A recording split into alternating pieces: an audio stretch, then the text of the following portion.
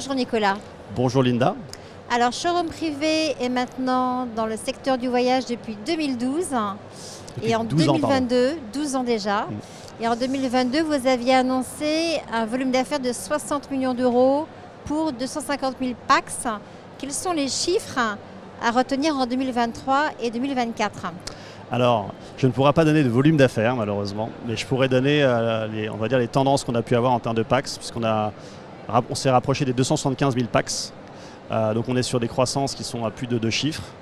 Et c'est une verticale qui clairement prend de l'ampleur, qui commence à avoir sa place de façon très claire dans l'écosystème showroom, et ce qui nous permet de développer de plus en plus de beaux projets.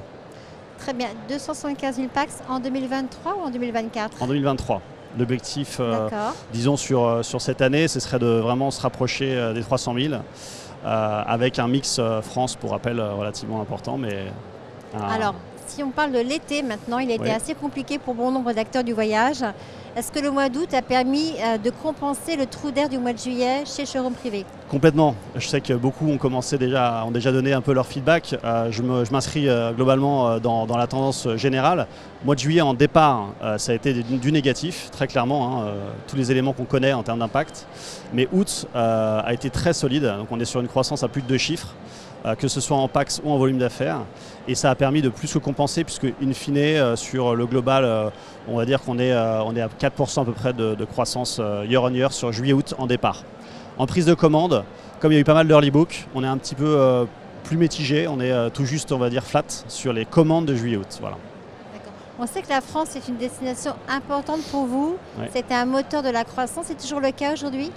Absolument. Alors même si le moyen courrier, concrètement, en comparaison pré-Covid, reste la croissance la plus forte, puisqu'on fait plus de 2,5 fois nos volumes d'affaires pré-Covid.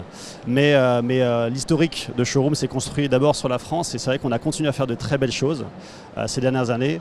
Et ça passe par plusieurs aspects, mais notamment la partie partenariat, sur de plus en plus de verticales France, que ce soit camping, ski, résidence, club vacances.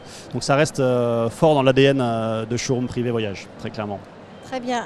Maintenant, on peut parler justement du ski. Je crois que les résultats sont un peu mitigés pour l'instant sur la prochaine saison.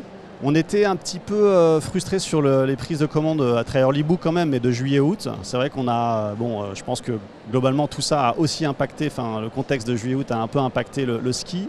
Là, il y a eu un certain rebond depuis ce début du mois de septembre, avec de plus en plus de partenaires. Et donc ça reste quand même, il n'y a pas d'inquiétude du tout à avoir à ce stade. Et je pense que ça a été confirmé par pas mal de confrères experts du produit.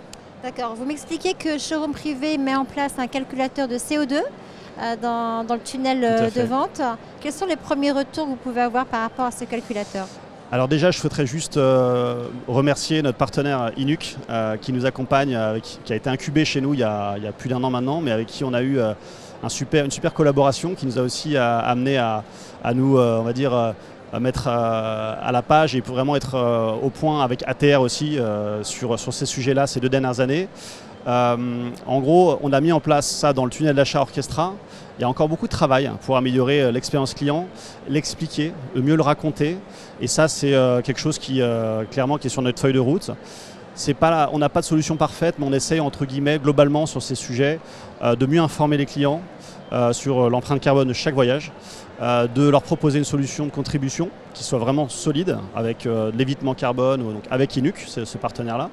Et puis évidemment les volets de formation des équipes, et puis qu'on a évoqué lors d'une conférence précédemment sur IFTM il y a 2 jours, l'aspect aussi partenariat avec les fournisseurs. Donc c'est vraiment tout ce triangle d'acteurs qu'on essaie aussi de travailler de plus en plus ce côté Showroom Privé Voyage depuis quelques temps. Très bien, merci. Il y a encore beaucoup, du pain Nicolas. sur la planche. Merci Merci Linda.